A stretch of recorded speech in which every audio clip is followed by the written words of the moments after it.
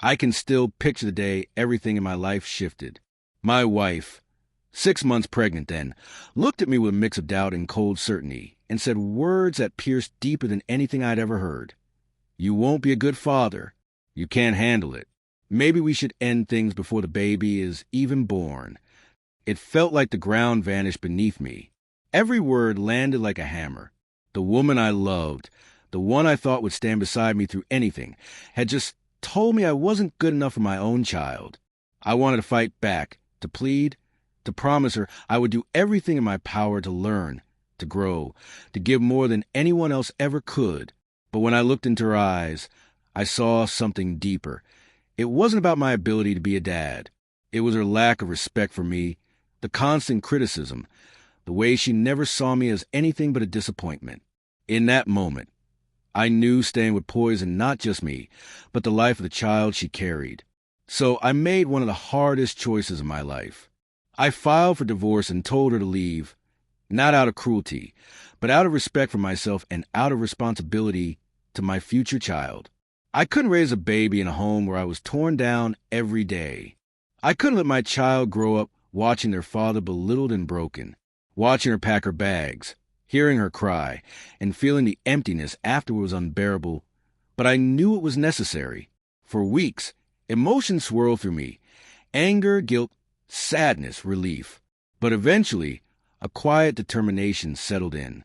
I threw myself into my work, into preparing for my child, and into reshaping my life.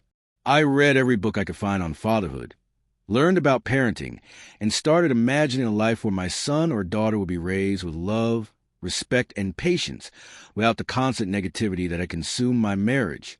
Then the unexpected happened.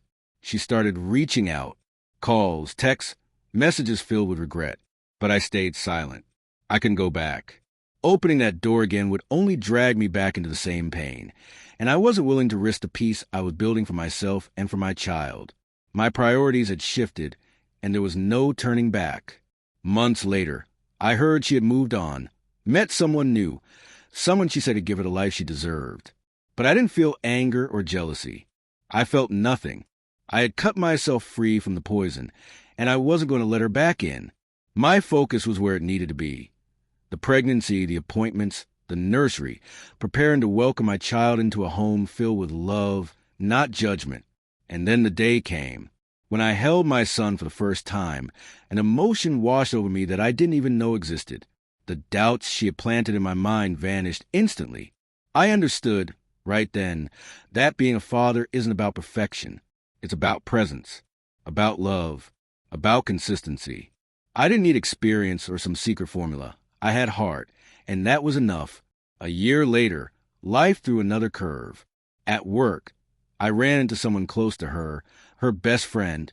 We started talking casually, until somehow the topic shifted to my ex.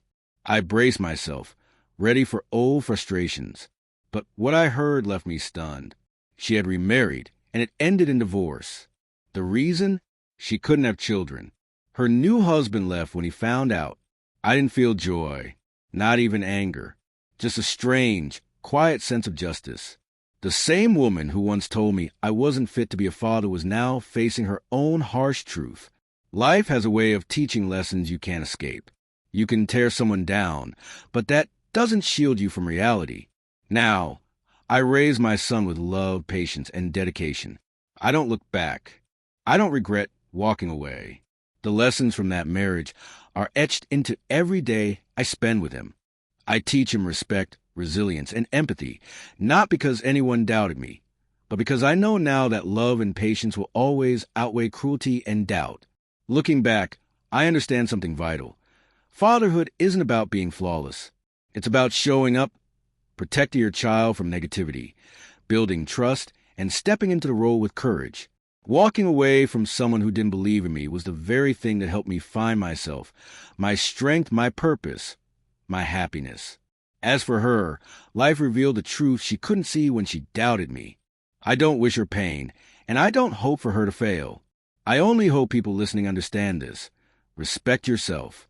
Protect your dignity. Don't let anyone reduce you. Life rewards courage, patience, and love. And when you finally hold your child in your arms, you'll know beyond a doubt, no one else's words matter. Because in that moment, you'll realize you are more than enough.